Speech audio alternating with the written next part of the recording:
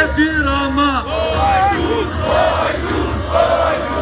Adriatik Lapaj e Shqipëria Bëhet protestuan për rreth 2 orë para kryeministrisë duke kërkuar largimin e Edi Ramës dhe krijimin e një qeverie teknike. Lapaj akuzoi kryeministrin Edi Rama dhe qeverinë socialiste për korrupsion, duke mbështetur akuzat mbi dosjet e SPAK-ut për zvendës kryeministren Belinda Balluku e tenderat e Akshit. Këta që kanë pler 10 milion euro çokolata, ndërkohë që buxheti kundër kancerit nuk është 10 milion euro në këtë vend. Këta që me një firmë të zvendës kryeministres kanë vjet 53 milion euro, ndërkohë që fëmijët e kësaj republike dridhen në shkolla nga i ftohti se nuk ka naftë për kaltajat.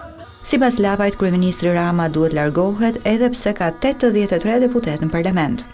Aja dha popujt 83 mandatet që ta vjedh, që ta përdhunoj, që ta tau. Ato mandate sot kanë zero vlerë, sepse popuji e di të vërtetën, këta na vjedhin.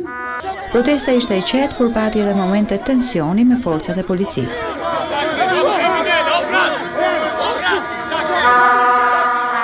Adriatik Lapaj e mbështetësit e tij po qëndrojnë prej 27 ditësh para kryeministrisë duke kërkuar dorëheqjen e Edi Ramës dhe krijimin e një qeverie teknike. Sot ata vendosën edhe një çadër para godinës së qeverisë. Qytetarët e din tashmë se